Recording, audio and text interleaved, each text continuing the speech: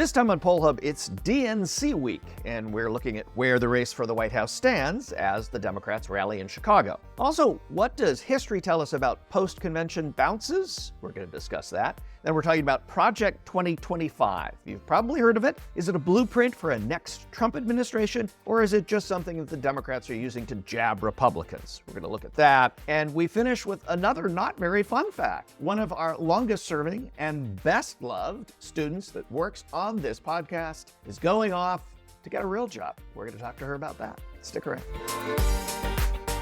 And hi, everybody. Welcome to Poll Hub. I'm JD Dapper. I'm Barbara Carvalho. I'm Mary Griffith. I'm Hunter Petra. I'm Lee Mirigoff. And I'm Athen Hollis with the last word today. Stay tuned to see why. So it is Wednesday as we record this of the DNC, and we want to say that it's Wednesday because who knows what's going to happen in the next 2 days as this convention goes on. But we come off of a night where Michelle Obama and Barack Obama, even critics of this convention, the Democrats, were writing this morning about the somewhat historic and amazing speeches that they gave. So what we want to do is look at some of the polling that goes with this as this convention gets underway and gets going. A couple of most recent polls came out on Sunday of this week. Sunday, CBS News, YouGov, and ABC News Washington Post Ipsos poll. A couple quick numbers and then we'll get into this. CBS News and YouGov were in the field from the 14th through the 16th. They have Harris ahead 51-48 among likely voters. The same poll just after the debate with Joe Biden had Trump ahead of Biden 50-48. So a switch there.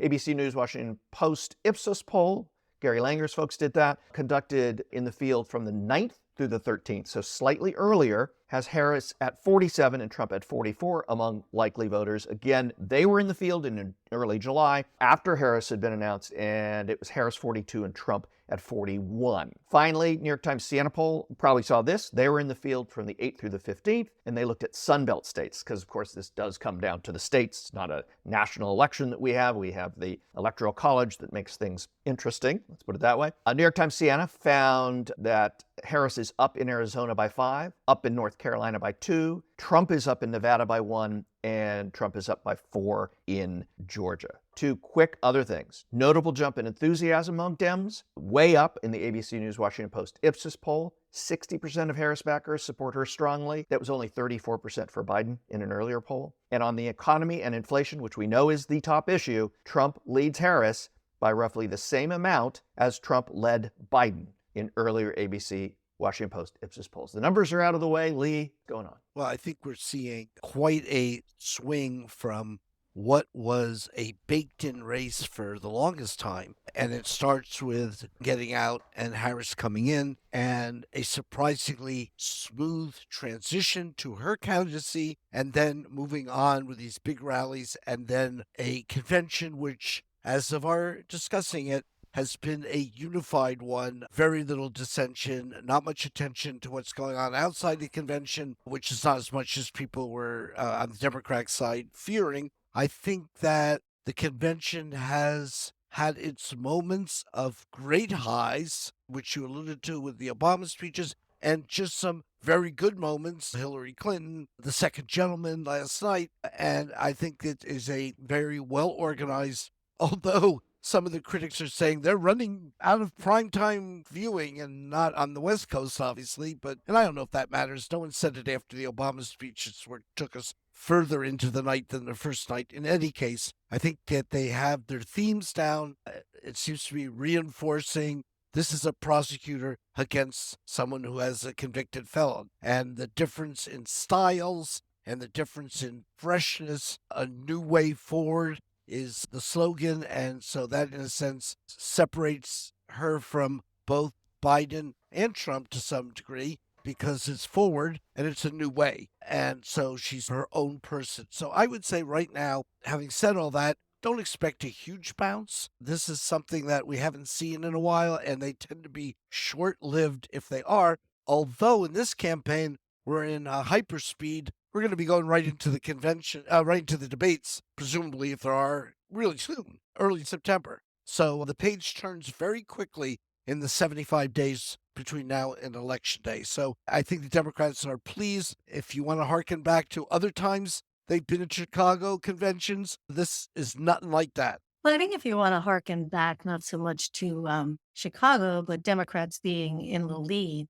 going into Labor Day, still the official start of the general election. I don't think this is a particularly wide lead. One of my takeaways has been the fact that even though the speakers have been talking the Democratic themes, as you point out, Lee, and seem relatively unified, there is caution. Speakers look to the fact that Democrats have been there before, only to come down to the wire and not be in first place. Barbara, are you alluding to President Dukakis, President Kerry, and President Hillary Clinton? Just to name a few, Lee. So I think that I agree. Certainly the change 4 weeks ago, and I can't believe it's just 4 weeks ago, of candidates for the Democratic nomination has certainly turned everything upside down. But the overall numbers are still pretty comparable when we look at the toss-up nationally. Better numbers for the Democrats in the states. I wonder if also, Lee, you mentioned that there may not be much of a bounce, because I wonder if we're already experiencing the bounce. We often see a bounce for a candidate when they get through the primary process and they have enough delegates to win the nomination. Then there's a lot of publicity around that, and there seems to be an overall rallying around that particular candidate. And then the campaign goes on. So I don't know what we're going to see. I don't think we have ever had what in essence was the primary nominating process and the convention and the general election all practically within a month. So it'll be very interesting to see. I think this is a unique polling moment, and we'll certainly be taking advantage of it. What do you guys make of two things out of the Washington Post, ABC, Ipsos poll that I focused in on? One is that among Democratic-leaning independents, support for Biden and then support for Harris went from 77 to 92. And among 18 to 39 went from 48 to 59. And there's no loss. There's small gains among black voters, there's small gains among 65 years older, there's small gains elsewhere. But those two, is that something to watch? Well, I think what's interesting is also when you look at the third party candidates, support for them, particularly RFK Jr., has completely evaporated. He's really at his lowest point. I know contemplating supporting Trump and getting out, but I think these were groups of people that were looking for that other choice. So I don't necessarily think that it was a move away from Trump to Harris. I think this is a group of folks that said, isn't there anybody else out there? Right now, they think there is. The DNC has also put a spotlight on Project 25, which, as we've discussed in previous episodes, was created by the Heritage Foundation, seen by many as an attempt to move the nation in a more conservative direction. Former President Trump has tried to distance himself from Project 2025, whereas Democrats have really been on the attack during the convention, trying to create a narrative that this is really against the current state of our government. Jay, have the Democrats been successful in defining Project 2025 and setting the debate around it in terms of the polling? So the polling's interesting on this because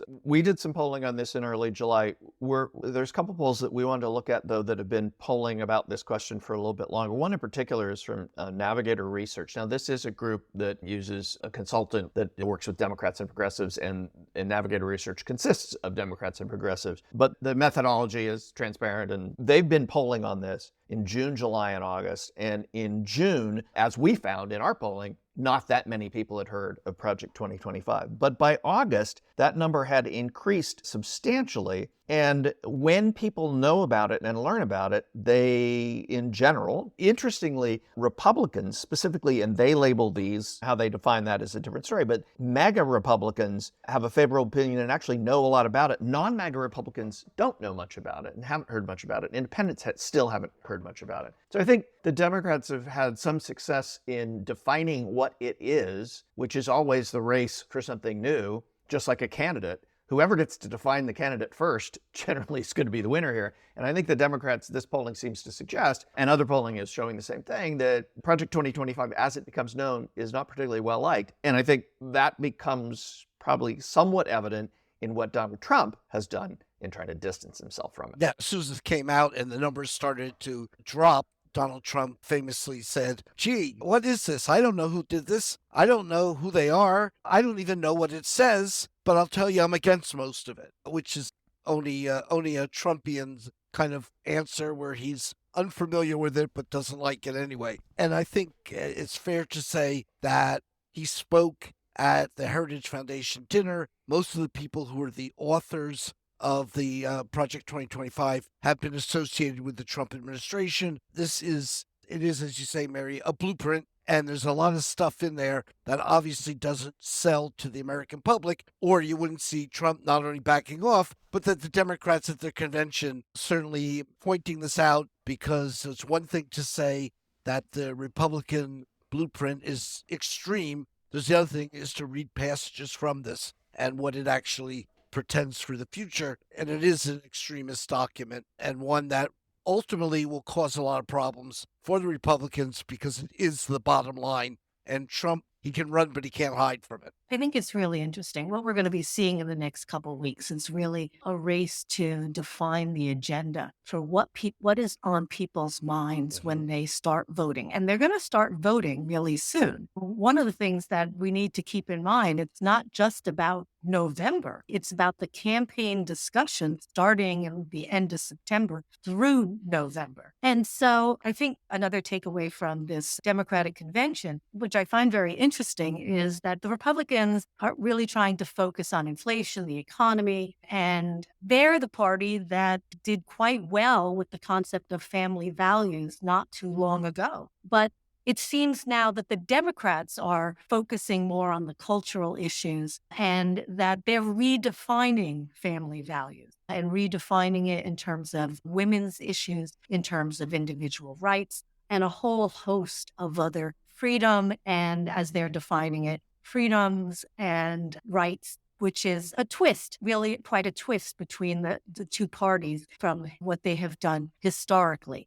So Project 2025, I think, does complicate the Republican message because it steers the discussion into so many of the issues that the Democrats want to talk about. So to the degree that the Democrats are successful on getting that on the table, they will certainly be far more successful. But I think that may be tough when issues of inflation and economy are going to be front and center this fall. Was this an unforced error, you think, on the part of either the Heritage Foundation or who? I mean, they weren't hiding it. I don't know if it was unforced or forced. It goes beyond rallying your base. It's rallying your base on steroids, but also turning off voters who are getting to learn more about it. So in a sense, maybe I would say leading with their chin, as it were, in a fight. Well, I can't help thinking that it's somewhat out of a Democratic playbook, because I think that there was a sense that they had it in the bag for 2024. The hubris, right?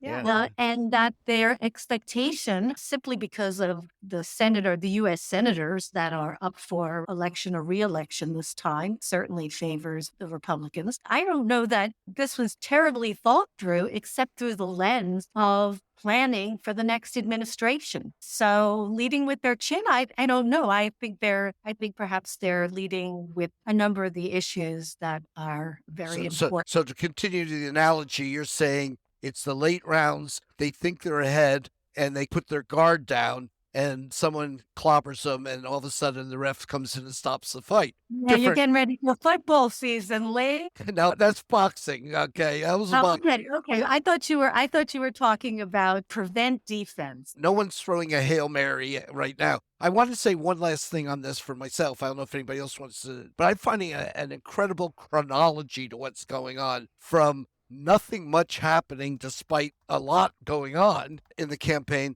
to the Republican convention, Democrats in big trouble, Biden gets out. And then what typically happens in American politics is that the party out of power has their convention first. And they pick their candidate, in this case Trump, and they pick Vance as the running mate. That's a whole chapter unto itself. The Democrats then usually have their ticket, so the Republicans can target who they're running against. In this case, after the Republican convention, the Democrats literally changed the head of the ticket and developed a new running mate for the new candidate. So the Democrats had this very unusual opportunity to clean the slate after the Republicans have already had their big event. And the next only big event really becomes the debates. The convention for the Republicans was all about Joe Biden, and he's not there anymore. So I find the chronology of this absolutely astounding, that you can then be out there with Harris and Tim Walz and introduce them to the American public when you're the incumbent. It's your administration. Well, the party, yes, definitely the party in power. And that's a really good point, Lee, and I hadn't really thought of it that way. But yeah, they were running against Joe Biden and they never contemplated really anything else. And I think 2025, I think the VP pick in Vance, I think their lack of response to the Harris candidacy is indicative of that. Okay, so way too frequently in the last couple of weeks, we have been doing an unfun fact, which has to do with sending far and wide students who've graduated from Marist who've worked with us in a most unusual and talented way. And that is going to occur again. So I got my tissues nearby. And this time it's Athen, who's been with us for 3 years and now is returning to Maine, having absorbed everything Poughkeepsie has to offer. But she's on her way to doing things that are legal in Maine, as in working legally. That didn't sound right. Athen, No, it didn't. help me, as you have many times in the last 3 years. Help me out. But I have a question to start. What brought you to the Marist poll and the podcast? So let's start at the beginning. I started my freshman year of college and I was doing the calling. And then I applied for an internship that I wanted to get my sophomore year. And I remember doing the whole interview. And then at the end, you guys being like, well, we actually can't give you this internship because you're too young, but we can give you a job. And that was even better. So I took the job my sophomore year and I'm stuck with you guys ever since. So, and the rest was history. And so now you're at the point again where if anybody offers you an internship, having now got your BA freshly minted, that you could say, oh no, I'll take the job option because there's money to be made out there. No, you're going to do very well with that. I would just comment that what I find in your work is that you have expanded greatly the range of topics that we do. I know we're going to talk about a few of those in this segment, but that you were definitely not trying to mimic or mirror that which we do easily, but say, what would be interesting? How can we get a new thing going here? And I think bringing in guests and the whole thing with the range of topics was really a unique, memorable contribution. I'm going to turn it over, I think, to Mary, who's going to weigh in at this point, and then we'll go around the horn.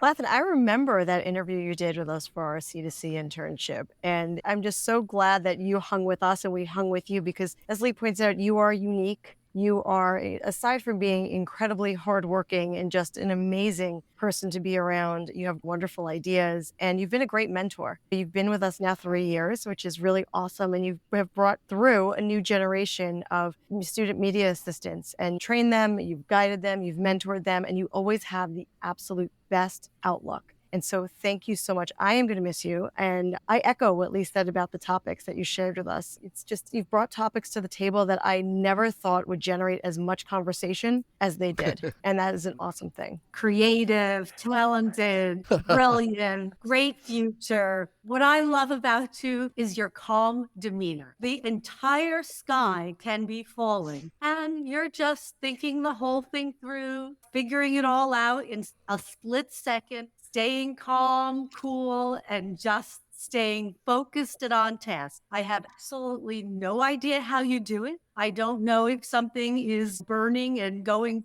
crazy and exploding inside of you, but you have the most delightful demeanor under the worst circumstances. So thank you for getting us through, as Lee has pointed out, many tight moments.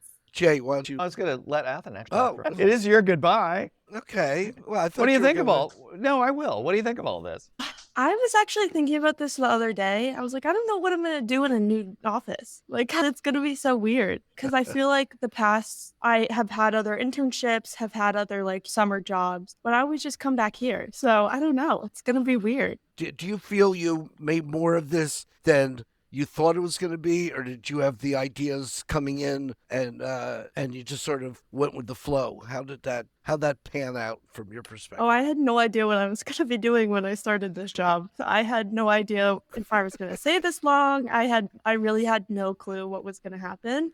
But it's been a journey, but it's been a fun journey. Are you as calm as you look? I don't know about that. I don't know if anyone in my personal life would say that, but I'm glad that I come off as calm and collected. It's the main thing. Well- I think everybody's calm in Maine. I've never met a loud, boisterous, hot-headed Maine person yet, except You haven't spent much time in Maine, have you? Yeah, no, I no. haven't. Twice. Jay, you want to get in here? Yeah, I know. so you started with us, like you said, sophomore year. You've been with us longer than anybody else on Pull Up. We are on episode 300, and what episode is this, Athen? 359? 359, I think that's right, yeah. Is it 360 or 350? It's 359. So you've been with us for like 100 episodes, at least. It's been a long run, and you've been through tons of changes as we've advanced the show. You shared with me 4 of your favorite moments. Pick one. Pick one of them and tell us why it was one of your faves. Well, I always love the fun facts. I think those are my favorite part of the show. And I always love That's because I lead him. Thank you. I really, thank you so much. I appreciate that. And I think my favorite one that I've found, because I didn't realize it was so weird, nor that it would come with so much conversation, was the cryptid. There was just like a childhood obsession I had, and then I found data on it, and I didn't realize that it was going to be so interesting to talk about. Lee, my favorite part about this isn't the winners, the Chupacabra versus the Bigfoot. And let's be clear here. Chupacabra won 51-49. It was a squeaker. Yeah, it was a cliffhanger. Yeah, it was a cliffhanger. They may hang from cliffs. I don't know. But the starting 16 were Mothman, a Loveland Frogman, the Michigan Dogman. You're picking up some states here. The Dover Demon, which I think some people may think is related to Biden since he's from Delaware. I don't know. The Fresno Nightcrawler. I mean, the Fresno Nightcrawler, that sounds pretty scary to me. It also sounds like a serial killer. But cryptids, who knew? I agree that this poll is null and void. If the Loch Ness Monster or lake monsters in general are not on this poll, it is 100% invalid. I'm not sure who was responsible for this. Athen, were you responsible for this, or was this you were responsible? Okay, so Athen, what do you have to say about creepy cryptids and why you think this mispronounceable word Chupacabra beat out Bigfoot, and why do you think the Loch Ness Monster didn't even make the cut? Well, I found this while I was searching online and for other polls, and I thought it was amazing and goes perfect with the spookiness of the Halloween season. Oh, there you go. And I Okay. think the Chupacabra won because it's the scariest to look at, but I think it's also, like, if you read the stories about it, like the most deadly one. I think the Loch Ness Monster is international. Yeah, I was just noticing, Asim, that now that I'm looking at it more closely, it's all American mythological creatures. Yeah, I didn't know what a cryptid was until I don't know that any of us knew, but yeah, that was crazy. The Jello one sticks with me. All right, let's see the TikTok generation of Jello college students. What is a snack in the townhouses that you live in? Lee, I'm here with you. I'm not eating Jello. I'm absolutely not. I will not be doing that. There's not a flavor of Jello you'll get me to eat. But when I think of Jello, I don't think of hospitals. I think about like the 1950s, like Jello craze. Like I'm thinking about like Jello salad. I'm thinking about like savory Jello. That's where my mind goes, and it really makes me not want to eat it. Did you say the 1950s? Yeah. How would one? You know, like all those- TikTok. She read TikTok. about it. She read about it. I and- read, I listen. I'm Wow. cultured. I'm impressed. I'm impressed. And Athen, does Jello make its way to the state of Maine? It does. I love Jello. I would say that I'm in the minority in this group. I love Jello. I would say strawberry. And any particular flavor? Oh, strawberry. And if you haven't had peach Jello, you should try it. It's really good. I would say peach and strawberry. But yeah, my grandmother used to make like Jello salads, and while I don't love those, regular Jello, I love. Wow. See, it's gotta a be the topic for association. everybody. Gotta You be know, the association. Next week, we should talk about pudding because I have a very different answer when it comes to chocolate pudding. Wait, But wait, that's Lee, hang on one second. Jay intrigued me. I want to hear his last point about Jell-O. My last point about Jell-O was that I associated it not with the hospitals, but with being sick as a kid. I had strep throat like a lot. And so it's an automatic association. Jell-O, sick, not eating Jell-O. And so you're right. It's association. Athens association is mom or grandma or whatever, right? It's family, it's home, it's dessert. My association is burning throat. So yeah. I love that one mostly because we got Jell-O. That was, I think, my favorite day in the office. That was good. What was that? That was favorite Jell-O Yeah. flavors. That was that fun fact, right? Yeah. And your favorite flavor we couldn't find at the local market. Which I think is crazy. Oh. Peach should be more popular. Everyone should have it. No, not lobster. Keep that out. Just so the audience knows, I actually did find a box of peach Jell-O, but it was after you had left Poughkeepsie. So whenever you return to Poughkeepsie, I'm going to make peach Jell-O for you. Now, there's a reason to return to Poughkeepsie. So one other thing, Athen, is that it was mentioned that you blazed a trail by coming in as a sophomore and spending 3 years with us, so really gaining lots of skills. We didn't have students in these segments until you came along. We didn't have students writing the segments and interviewing the guests. And basically, Lee, Mary, Barb, and I are all, now that you've done it all, we can all retire. But you've blazed the trail for Hunter, who is you. He's a sophomore, so he's the new Athen. What do you think about having a new Athen? I thought it was interesting when you told me that I was being replaced, but no, I think it's good. I think it'll be cool to see what he accomplishes in the job. I hope he does the same thing I do. I hope you stay all 3 years and do even cooler stuff than I did. It's going to be easier to do interesting stuff because, again, you laid a fantastic groundwork for the students here, not just me, but the students here at all of MIPO to be doing more work than we ever could have imagined. I mean, just based on conversations with Jay and Lee, 2 years ago. But on top of what Mary said, you've been an astounding mentor. Like, I've actually learned an overwhelming amount of information from you. And I definitely would not be confident talking on this podcast. I definitely wouldn't be good at writing segments or doing anything I do. Writing the social media copy even. Everything I ended up learning from you. And not to shade you, Jay. Jay, you taught me a lot. But Athen was just always there. Whenever a text needed any question, Athen would answer right away. So she was just an amazing mentor, and I'm so excited to see how you do in your next career because I know you're going to kill it. Yeah, no, I think also that what you've been able to do is use this, incorporate it into your general education at Marist, and it's made it a very nice package. And I think that's why you're being sought after in the career world. So what's next? Oh, well, I just accepted a job offer at a law firm. So I will be working for them until I start applying to law school for the next couple of years working and then hopefully law school. I think that's a great idea. And I think this will be a good trial and error, but mostly a trial. I guess hopefully not much error. Yeah. Yeah, but if you work in a law office, it would be a trial, right? So it's a trial time. She does laugh at most of what I say, and so that's why I'm going to be very sorry. Neil, not so much.